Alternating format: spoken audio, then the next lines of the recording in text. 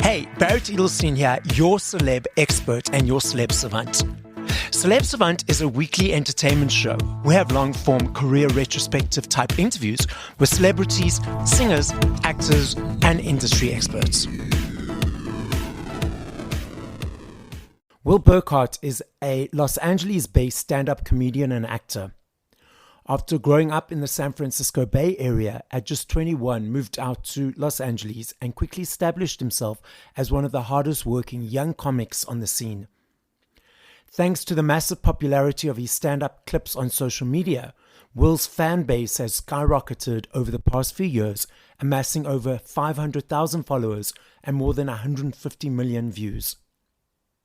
Currently, Will is in the midst of his first American tour, selling out venues all across the country. Up next on Celeb Savant, we've got Will Burkart. Where do we find you in the world? How are you doing and what's happening in your life? Yeah, thanks for having me, man. I appreciate it. Things are good. I'm home in Los Angeles. I'm on tour right now, in the midst of a tour that's going through all this year. I leave to go to Raleigh, North Carolina and Charlotte, North Carolina next week. And I've had about 2 weeks off in town, starting to get a little antsy, ready to get out again. But I'm feeling good, man. Things are good. Working hard. Cool. So now let's rewind to the very beginning. Sure. At what age did you realize, cool, I'm funny and I want to proceed in the journey of being a comedian? And how did that story accumulate to where we are today? Yeah, I mean, I'm still trying to figure out if I'm funny or not, to be honest. No, I think I realized when I was a kid, my favorite thing to do was just make my friends laugh. It was just like my favorite thing. Like at the lunch table, like if I had the same class if I was alone, had no friends, I probably got like an A-. If I had friends in the class, I probably got a C-, because I just loved messing around. It was too much fun. Yeah. And I didn't care about school. I was never like, because I knew I wanted to be in entertainment. So I was never like, ooh, I need to make sure to get straight A's so I can go to a school so I can become an engineer. It was always like, I want to be in entertainment somehow. So let me just do enough to get by, basically. And I grew up with two parents that really did a good job of culturing me with like movies, TV, stand-up, just like art in general. They just educated me from a young age. So I was always really interested in the behind the scenes of movies and watching stand-up specials. And I was just like from a really young age. And that just always really stuck with me. And I loved stand-up growing up. Like Dane Cook was my guy growing up in my era. That was like our guy. And I would like act out his like jokes and stuff at like lunch with my friends. And then I did for an English class senior year of high school. So I was 17. There was this project called the Challenge Project. And our teacher was a little bit like kind of avant-garde. I don't know if you've ever seen like Dead Poet Society, you know, people like standing on desks, that type of vibe. Yeah. And it was like, do something that challenges you. And a lot of kids were like, oh, I'm going to go camp outside for a week, or I'm going to cook myself every meal for every night. And I was like, I'm going to do stand-up comedy. And I did it when I was 17 at in San Francisco, California, with just some random open mic. And I was really proud of myself. And I did it once when I was 19, again, when I was in college. And then when I was 21 in my last year of college, I decided to like really get into it. And I was at film school at the time, realizing that I didn't want to work behind the scenes in movies. It's just so boring and not glamorous at all. And I just wasn't into the workflow of that. And I was like, I one day want to direct, but I was like, I don't want to be stuck on a film set getting coffee for 13 hours a day at 6 a.m. That's just not my life. So I just started doing stand-up, and then I moved right to LA after that, after I graduated film school in Chicago, and then went right to LA and just have done it ever since, almost every night. What did you study at film school? It was actually cinema production. That was the actual specialty. So it's very much just like filmmaking in general. And I took screenwriting classes. I took acting classes. I took sound design classes. I took all sorts of stuff. So I really got a good like breadth of just everything in film. And I was really, really thankful for that. I had such a great time. I learned a ton. I mean, also going to school for film is like hilarious. I mean, I had buddies who were in horrendous math classes and horrible philosophy classes. And I'm literally like watching Star Wars. That's my homework, you know? I mean, it's crazy. It's like the biggest cheat code of any sort of school. I wouldn't change a thing. And it was a decent school too. Yeah. So were there exams, or was it more like projects they had to create for your, get into year 2, year 3, and to then graduate? Yeah, you know what's funny? I barely even remember like because I definitely think we were tested on like theories and like a lighting setup. You had to kind of draw like what the system is. I remember a lot of it was writing papers. So we'd watch a film and then like analyze it. And I remember I had to write like a 20-page paper on the movie Risky Business with Tom Cruise. I remember having to do that. And like, it was a fun challenge. I mean, I'm just so lucky that I did that as opposed to anything else. Cause I was like enjoying it. This isn't like homework. It's like watching movies and writing about them. Like, it's the shit I did for fun when I was a kid, you know? When you watch movies now, do you still go into that analytical brain and unpack it, or can you just sit back and relax and enjoy it? I think both. More so, I can sit back and relax. Yeah. Oh, okay. I also like to enjoy things. I'm not one of those people that enjoys being critical. I like liking something. I don't like people who like hate watch stuff. Like if I watch something, I am ready and I want to love it, you know? And so I'm not as critical as maybe I could be, but yeah, sometimes it'll be critical in a good way. I'm like, oh wow, what a great shot that is. Or, I love his lighting. I love the choice that they made for sure. Yeah. And I've always been like that. Yeah. So now let's dive into the brain and the world of a comedian. So for those people who just go to the show, sit back and relax and laugh at the jokes in the set, tell us what goes into creating that and planning it for the audience. Yeah. I mean, so much goes into it.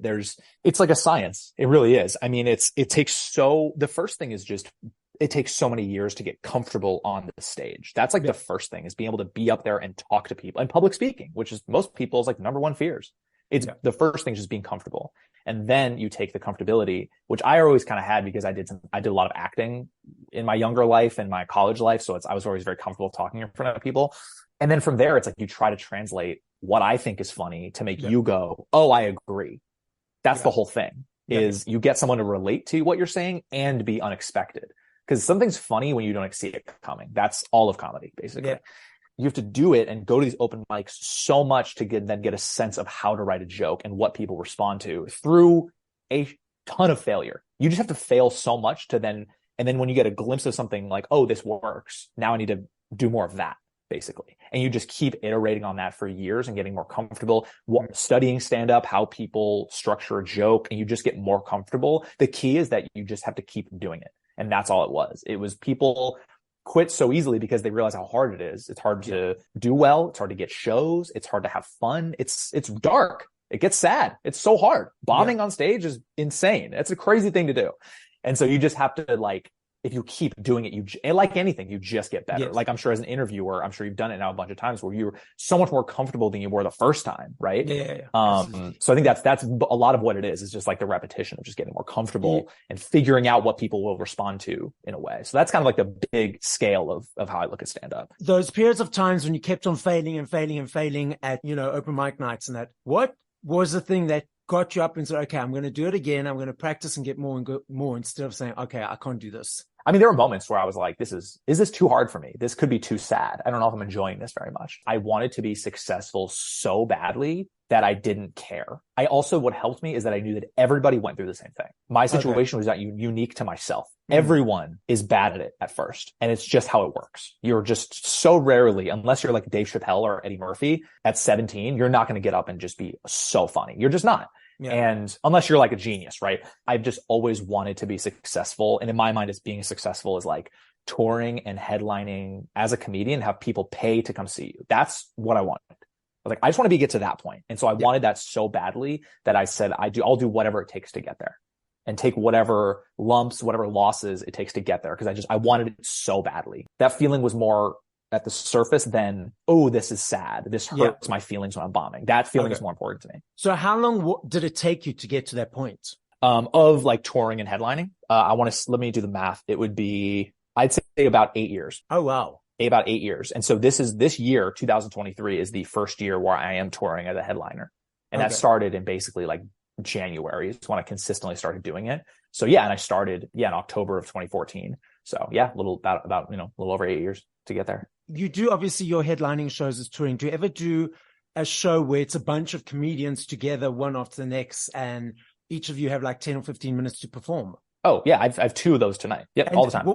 What is the difference between doing that with the other bunch of comedians compared to when you're headlining your own show? Yeah, it's a good question. These are all really good questions. It's so different because if I'm doing, if you headline a show, you have to do minimum 45 minutes. Yeah. Usually I do about 50. I like 50. 50 is nice. It's not too much. It's not too little. Yes.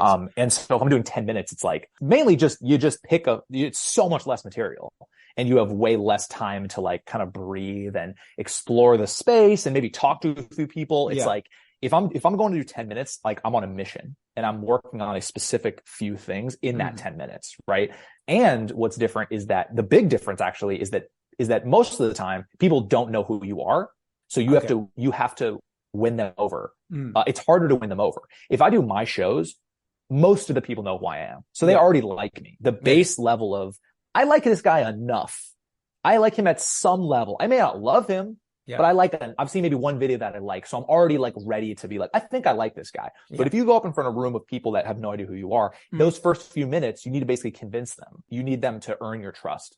Yeah. That's what it is. Can I trust that this is going to be a fun time for me? Right. Yeah. And that's why the first minute or two are like the most important, because it's when you get up on stage, everybody is immediately judging you. It's the most judgmental art form. You get on stage and immediately people are like, look at this guy's clothes, look at his energy. He took the mic out weird. It's like, you're immediately like, what's this guy's deal? If I don't know who he is. Right. So if I do my own shows, none of that's there. And I already have just like, they know me. It's okay. I can just be myself. Would you say that comedies or being a comedian is one of the most challenging live shows in the sense? Because if you watch an artist, a singer, they've got a band there supporting them, or dancers. When you go to the theater, there's a bunch of different characters unless it's a one-person show. So you have to hold the energy of the room for that period of time by yourself. Do you feel it's a heavy burden to have, or more of a challenge to like, let's go and do it? It's absolutely harder. Absolutely. I think it's probably the hardest art form because you don't really have lines. If you go do theater, you have lines. And if you memorize your lines, you just got to remember your lines, right? And stand up, sure, the jokes are lines in a way, but they can be every little moment can change, a pause. It's all very, it's a lot looser. And yeah, you're right. There's no one behind you to help. So it's almost like if you succeed, it's on you. If you fail, it's also on you, which I like. I'm a bit of a control freak. I like that it's all on me. I like that I don't have to worry about anybody else or trust anybody else or, the bass player had a rough night. Hey, the drummer got broken up with. And same with improv. Improv's the same type of thing where you have this whole group of people and they're like, hopefully they're feeling good tonight. Hopefully they got enough sleep. But I like that it's all on me. But on the flip side, I also envy like musicians. Like I've always envied like a musician that can go out there and just play a song and they just play the song. And that's all they have to do. Like a rapper, for example, goes on and he just does his songs.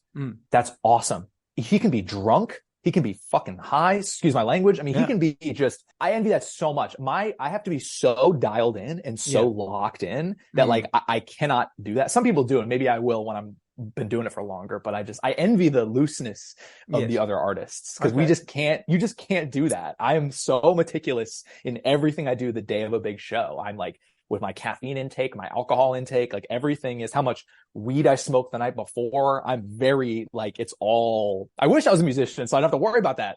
What inspires your comedy? Is it experiences that you've had or observations of the world or experience of friends or all of that combined? Yeah, all of that combined. Those are all the things. Yep. And I've said this before that I'm never the type of dude who sits down at a laptop and he's like, all right, what's funny? What's a funny thing? A window. What's funny about a window? Let me think of window. It's like, I'm just not that dude. I will be something will hit me and I'll just be like in my car and be like, and all of a sudden I'll be like thinking about a joke and then working the joke out in my head. And then I'll just write it down in my notes app of my phone. And then I'll just build it from there and try to structure it into some sort of a joke. And then I'll go on stage and then try it. And then it'll be like, oh, okay. Of the 4 beats, one of them works. Cool. Let me take that one and like build that out. Cause I have one part that works. Let me take the one part that works. Right. Yeah. So it's really just, those oftentimes mainly I only write like after shows just cause I'm so in stand-up mode that on the way home, I do 90% of my writing. I flip on my video camera on my phone in the phone dock where I'm driving and I'll just record myself talking stuff out basically. So it's just stuff that just comes to me. It can be anything, but I always try to make it where, people can relate to it on some level. I think I always I always like when the audience is all on the same page. I don't like these like niche references or, ooh, half the crowd's going to love this. Half the crowd's going to hate it. I don't like that stuff. I want everybody to be like, yeah, man, been there. I like that. When you're doing a headlining show that 40, 50 minutes, you obviously there's a thread that flows through to the whole show, and you have to create different topics and comedy around the different topics, but then pull that thread together. How often do you change that thread completely in your headlining show? Is it like once every 6 months, once a year, once a month? Yeah, no, that's great. I mean, I'd say every few months probably. Yeah. Okay. I'll sub in and out a few jokes here and there, but like the common structure of it has stayed the same. And I've probably, let's say of this year, let's say I've been doing this tour for 10 months, right? I've been doing this hour for the last like 10 months. I've probably changed the structure of it like in a substantial way, maybe 3 times, 4 times, I'd say. Yeah, substantially. Cause I'll always sub jokes in and out, mess with the order a little bit, but like the whole structure of the stuff, I've definitely changed. And I've also found a really important joke that I end my set with, like a callback with. Yeah. And I didn't have that joke for the first, I don't know, 3-4 months of the tour. And so I found that basically like halfway through, and it kind of changed how I ended my set and how I started my set. So that's a pretty substantial change. So yeah, I'd say maybe like 3 or 4 times, I'd say. Okay. And I'm also continuing to do that. And I never feel like I have it all figured out. Okay. Oh, this is the set. I'm like, no way. I'm always open to changing stuff, adding stuff, taking stuff away. Oh yeah, for sure. But it's nice because you can keep that stuff in your back pocket though, which is nice. Exactly. If I put out some sort of special, even if it's like a 15-minute special, I try not to do that material again. And then but I have all these other jokes in my back pocket that maybe I put down and don't fit within the through line, as you said. And then I have those jokes like, I can put those back in and try to then weave it all together somehow. So it's very scientific, and I think it's fun. I'm like a nerd with it. Let's dive into when you're doing interaction with the audience. Do you enjoy doing that? And obviously, if they're in the front row, they're going to have to be expected to know to sort of be spoken to or picked on or joked about. Have you ever had instances where it was like, oh, maybe not that person? Absolutely. Yeah, for sure. And do I enjoy doing it? Mostly, yes. Sometimes the way the business is right now, it's, mainly the clips that I put out online are crowd work clips because I don't want to give away my jokes before people, see them live. Right. Yeah, so it's strategic. There is sometimes where I'm like, I feel like I'm chasing content a little bit. Like I'm on stage and I'm like, I need to get some clips from this show. And I don't love that. I kind of missed when it was just the art form and I can just go do jokes. Yeah. So that's one side of it, right? But then the other side, it's also really fun. When a crowd work moment like works well, that is going to be your biggest laugh of the night, or at least top 3. It's an undeniably unique and special experience that people love. And because they know that only has happened right now. And it's so special and fun. And especially if I can come up with something sharp, people are going to be like, whoa, how did you think of that quickly? Yeah. That's such a cool, it's like a magic trick. And I don't think I'll ever not do it. But I also feel like I kind of have to now. And I don't love that I have to. Yeah. But I'm also very lucky that I have to, because I have an audience that is now expecting content. Exactly. It's like, so there's so many levels to it that like, I'm so grateful. And I also think about the art form of it too. But have I had people in the front row who I'm like having weird interactions with all the time? For sure. I mean, it's like the amount of content that I have that I've never put out. There's all sorts of weird shit that's happened. Oh my God, all sorts of stuff. There's, there was a woman who, ran up to the stage and tried to tie my shoes. That clip went very viral. And I've had people yell weird stuff. I've had someone asleep. I mean, it's like you've seen it all. So how much percentage of the show is crowd work and how much percentage is the through line? Yeah. I'd say I do crowd work for maybe 10, 12 minutes at most, maybe 15. So I have like, of the set of jokes, those are probably like maybe 38, 40 minutes of actual like written material. And then I'll kind of goof around for like 10, 12 minutes, something about that time. Sometimes I have to like stop myself from doing too much crowd work. I'm like, oh shit, I got to give these people some jokes. I'm getting too into these people's stories. I look at my timer on the stool and I'm like, oh man, I'm at 30 minutes. I gotta get going here. Because I have stuff that connects at the end and different callbacks and the jokes I want to make sure to get out. So I have to be very cognizant of like, oh shit, I gotta get back to reality here. Yeah. Obviously, comedians are pushing the boundaries with content and the subjects and all the different elements they discuss. We've got this cancel culture that's now in the world. And for people saying this or doing this, or, it's just ridiculous in my perception. What is your feeling around cancel culture, and has it ever made you think, okay, maybe I shouldn't go there because of it? I mean, I don't think any comedian loves cancel culture because I think that with the internet, people are so quick to jump on something without actually like reading the facts or actually like doing research. It's like if they see one article headline and that's it, that's their perception of this person, where this person could have been completely innocent or the other person made up the story. Yep. It's kind of a scary time. People can just say whatever they want Yep. and public will believe them. That's terrifying. But I'm lucky in which, well, I'm not lucky, but I've made a very conscious choice to not be the type of comedian that says a lot of offensive things. Not because I don't want to get canceled, but because I just don't like making people feel uncomfortable. I don't like when people pay money to go see a show, they get a babysitter and they sit in front row and they feel like shit. Yeah. It's like, it's not fun for me. Why is that a fun? I don't like getting a reaction out of people. So I don't really worry about this stuff. I've only had this happen really once where the internet turned on me for something, and it was the lady who came to rush to the stage and try to tie my shoe because I basically had her thrown out, and it was this whole thing, and a bunch of people on the internet like took her side and were like, just let her do it, let her tie your shoe, why would you kick her out, you Karen, like blah blah blah. It was really crazy. I did on my podcast this last week, I actually did a whole breakdown of that whole experience of the internet turning on me and the actual show itself. So I did the kind of a deep dive. I call it Shoegate. So if anyone wants to hear more, they can just check out my podcast. Literally this week that episode came out. So that's the only time I've ever dealt with that. It's really heavy when people are like, hey, I'm unfollowing you because of this. Like, oh, I liked you up until this point, and now I'm done with you because of how you acted. And everyone who's sane is like on my side, but it was these internet people that just didn't understand how this works.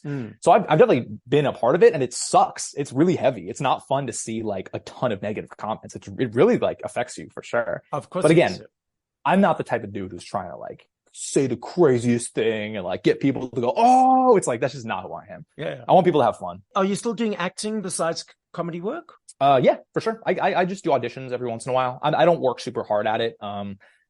Because I never like worked at the ground floor of acting because I was doing that with stand up. I didn't want to do like the ground floor work of both. So, if random things will come in, I'll do commercial auditions. I'll do, random movie auditions and just whatever comes in. Hopefully the bigger I get as a comedian, the more, potential opportunities I'll be potentially given, or at least, can audition for. That's how I kind of see it going.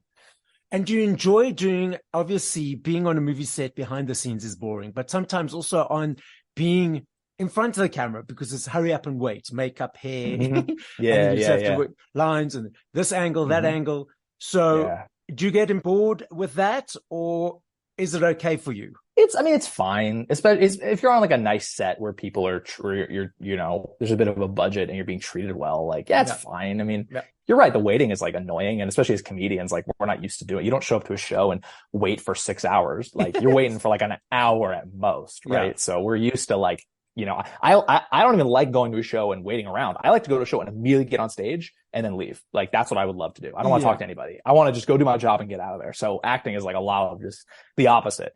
But no, I enjoy doing it. So I think it just comes with the territory. You're just like, this is a part of it. It's all good. I know this will change every time I ask you this question because there's so many of them, but 3 comedians that motivated you to get into the industry that you love, that you enjoy watching or listening to, who would your top 3 be in this moment? So I would say I would give these 3 from when I was younger because they motivated me to love stand-up. It would be Dane Cook, it would be Mike Birbiglia, and it would be Mitch Hedberg. 3 very different comedians. Dane Cook is a big act out, crazy dude. Mitch Hedberg is like a one-liner comedian, and Birbiglia is like a storyteller. So those are 3 dudes that I loved growing up and made me just absolutely love stand-up. And of those 3 types that you just mentioned, the storyteller, the one-liner, and I can't remember the first other one. Kind of like the act out, kind of bigger. So do you include all of that into your routine, or are you specific to one? I've never really thought about it, but I can say that I've included all that stuff. Yeah. Cause I have some jokes that are some quick, like one-liner things that you don't really expect. There's some stories I tell. Albeit they may be a little short.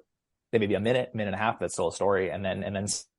Oh yeah, for sure. I do a lot of big stuff on stage sometimes. Okay, cool. If I'm talking, I have jokes where I talk about like the gym, and I do a lot of like stuff. So yeah. Well, the podcast is listened to throughout the world. So as a final message to the listening audience, what would you like to say? Well, thanks for listening. If you made it this far, I hope people enjoyed my blabbering about stand-up. No, I think just I would love people to follow me on Instagram and come see me on tour. If I'm in your town. My website is just thewillburkart.com. It's all on my Instagram, so you don't have to, I make it very easy for people. But hopefully we'll internationally tour at some point. I think London will probably be the first stop. That's where I have the most demand. So that'll probably be coming in the next few years. And yeah, I also do a podcast called the Will Burkart Podcast. I don't know how I came up with that name, but I did. And I basically give, like a kind of a behind the scenes look of what it takes to be a comedian and kind of the things that no one really talks about. Outside of the glamorous parts, it's like, here's what it's really like. And I do some interviews. I kind of recap my shows. If I do next week I'm doing, Raleigh and Charlotte. Those are the cities I'm doing. And then, so the next podcast, I'll recap those shows basically until I talked about how the whole experience was. So if you like stand up, I think you would like the podcast. So yeah, that's what I would say. And just, I'm putting out clips, at least one crowd work clip a week, and it's keeping it rolling. And I appreciate you having me, and I appreciate people listening to this. I had a really nice time. You're asking some great questions.